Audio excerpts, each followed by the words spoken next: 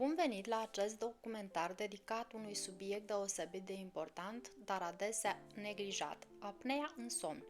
Este un fenomen care afectează milioane de oameni din întreaga lume și este esențial să înțelegem cum se manifestă, cum ne influențează viața și ce măsuri putem lua pentru a o diagnostica și trata.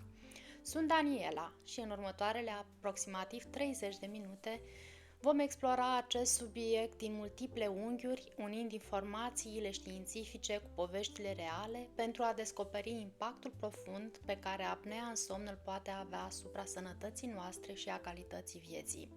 Nu uita să te abonezi pentru a fi la curent cu cele mai noi informații. Ce este apnea? Apnea în somn este o tulburare respiratorie caracteristică prin opriri repetate ale respirației în timpul somnului. Aceste opriri pot dura câteva secunde sau chiar minute. De cele mai multe ori, acestea se produc fără ca persoana afectată să fie conștientă de ele. Apnea în somn este clasificată în mai multe tipuri, cele mai comune fiind: apnea obstructivă în somn este cel mai frecvent tip de apnee. Apnea este cauzată de obstrucția căilor respiratorii superioare, de obicei din cauza relaxării excesive a mușchilor gâtului. Apnea centrală în somn. Acest tip apare atunci când creierul nu trimite semnale corecte mușchilor responsabili de respirație, este mai rar întâlnită și poate fi asociată cu diferite afecțiuni medicale. Apnea complexă în somn. Teoretic, aceasta este o combinație între apnea obstructivă și cea centrală. Persoanele care suferă de acest tip au caracteristici diurne și nocturne ale ambelor forme de apnee. Cum se manifestă apnea în somn? Manifestările apneei în somn sunt variate și pot include sfărăit puternic. Acesta este poate cel mai recunoscut simptom, dar nu toate persoanele care sfărăie au apnee în somn. Intermitențele respirației. Dacă partenerul de somn poate observa opriri ale respirației care sunt urmate de răsuflări bruște, treziri frecvente în timpul nopții. Oamenii se pot trezi adesea din cauza lipsei de oxigen, fără să-și amintească aceste episoade dimineața. Persoanele cu apnee în somn se pot simți extrem de obosite în timpul zilei și pot avea dificultăți de concentrare. Iritabilitatea și schimbări de dispoziție. Somnul insuficient afectează starea de spirit, dar și sănătatea mentală. Cum afectează viața oamenilor? Apnea în somn nu doar că provoacă disconfort fizic, dar are și consecințe grave asupra sănătății generale. Printre acestea se numără riscurile cardiovasculare. Apnea netratată poate duce la hipertensiune arterială, insuficiență cardiacă sau accidente vasculare cerebrale, probleme metabolice. Există o legătură semnificativă între apnea în somn și obezitate, precum și riscul crescut de diabet de tip 2. Somnolența cronică poate afecta performanța la locul de muncă, inclusiv la conducerea vehiculelor, crescând riscul de accidente.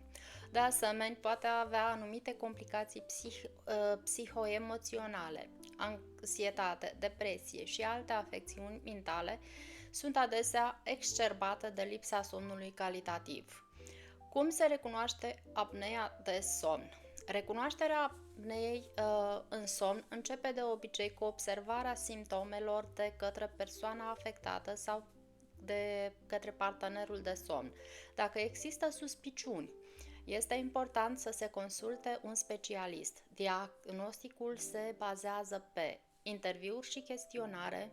Medicul poate utiliza anumite chestionare precum Epworth Sleepiness scală pentru a evalua somnolența diurnă. Sunt câteva studii de somn care se fac, poliografia nocturnă sau studiile de somn în laborator, polisomnografie, sunt esențiale în diagnosticarea exactă a apneei de somn.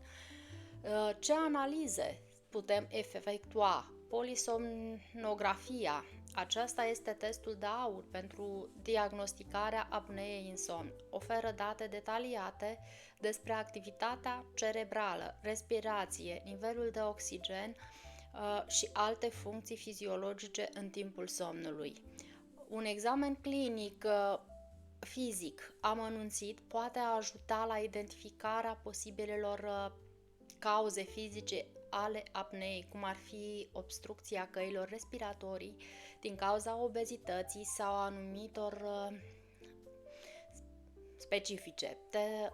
Câteva teste de sânge, acestea pot determina eventualele probleme medicale subiacente, cum ar fi diabetul sau afecțiunile cardiovasculare.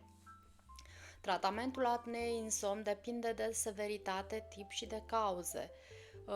Opțiunile includ o modificare ale stilului de viață, pierderea în greutate, evitarea alcoolului și a sedativelor și în adoptarea unei poziții de dormit pe o parte. Dispozitive CPAP, care sunt niște aparate ce mențin căile respiratorii deschise prin furnizarea unui flux constant de aer. Iar în cazurile severe, prin intervenții chirurgicale, îndepărtarea țesutului care obstrucționează căile respiratorii. În relația dintre tulburările de somn și psihopatologia asociată cu acesta, având la bază studiul realizat de Aikens și colaboratori, într-o lume unde bunăstarea mentală este din ce în ce mai discutată, înțelegerea interacțiunii dintre tulburări de somn și simptomele psihopatologice devine crucială. Studiul a examinat 108 pacienți din 4 grupuri distincte: cei cu insomnie psihofiziologică, insomnie de tulburare psihiatrică, tulburare periodică de mișcare a membrelor și apnee obstructivă în somn. Scopul a fost clar: să determine tiparele și intensitatea simptomelor psihopatologice folosind Minnesota Multifaceted Personality Inventory, care este o unealtă valoroasă în evaluarea stării psihice a pacienților. În cadrul acestui studiu s-a observat că 75% din eșantion a înregistrat scoruri semnificative ridicate la MMPI, ceea ce sugerează o prevalență considerabilă a dificultăților psihologice în rândul acestor pacienți. Grupurile analizate au prezentat diferențe semnificative legate de vârstă, indicele de masă corporală și latența la testul de latență a somnului multiplu, ceea ce subliniază influența acestor variabile asupra sănătății mentale. Un aspect esențial descoperit a fost că pacienții cu tulburări de mișcare periodică a membrelor și insomnie cu tulburare psihiatrică tindeau să prezinte o severitate a simptomelor psihologice mai mare comparativ cu cei care sufereau de apnee obstructivă în somn sau de insomnie psihofiziologică. Acestea sugerează că, indiferent de contextul somnului, bătăile psihologice sunt amplificate pentru acești indivizi, manifestându-se prin depresie, anxietate și alienare socială. Tulburarea periodică de mișcare a membrelor, uneori e subestimată în literatura de specialitate, se dovedește a fi asociată cu creșteri semnificative ale simptomelor psihologice. Această concluzie este susținută de rapoarte anterioare care indică rate ridicate de tratament psihiatric în rândul pacienților cu PLM, sugerează că boala nu este doar o perturbare somatică, ci una profund influențată de stările mentale. Pe măsură ce cercetăm aceste corelații, devine din ce în ce mai evident că neglijarea aspectelor psihologice ale tulburărilor de somn poate conduce la o amplificare a suferinței pacienților, împreună cu insomnia, anxietatea și simptomele depresive devin un cerc vicios, afectând calitatea vieții și funcționarea zilnică. Deci, în concluzie, studiul lui Aikens et subliniază importanța abordării integrative în tratamentul tulburărilor de somn. Nu putem ignora impactul psihopatologiei asupra patologiei somnului și la fel nu putem neglija somnul atunci când discutăm despre sănătatea mentală. Această conexiune ne provoacă să reformulăm strategii de tratament, având în vedere că fiecare pacient este o entitate unică, purtând cu sine nu doar simptomele fizice, ci și un întreg univers de trăiri psihologice. După cum am spus, apnea de somn este o afecțiune serioasă care necesită evaluare și tratament medical. Cu toate acestea, unele remedii naturiste și uleiuri esențiale pot sprijini o odihnă mai bună și pot contribui la ameliorarea simptomelor asociate. Este important să discuți cu un medic înainte de a începe orice formă de tratament complementar. Iată câteva sugestii. Ceaiul de sunătoare. Această plantă are proprietăți calmante și poate ajuta la reducerea anxietății, facilitând un somn mai bun. De asemenea, valeriana este cunoscută pentru efectele sale sedative, poate fi consumată sub formă de ceai sau sub formă de suplimente. Melatonina, care este un hormon natural care reglează ciclul somn-veche. Suplimentele de melatonină pot ajuta la inducerea somnului. Infuzia de mușățel. Aceasta este o alegere populară pentru relaxare și somn odihnitor. Poate fi consumată cu aproximativ o jumătate de oră înainte de culcare. Rețetele cu magneziu, care pot ajuta la relaxarea mușchilor și la îmbunătățirea calității somnului. Alimente bogate în magneziu includ semințe, nuci, legume verzi și ciocolată neagră.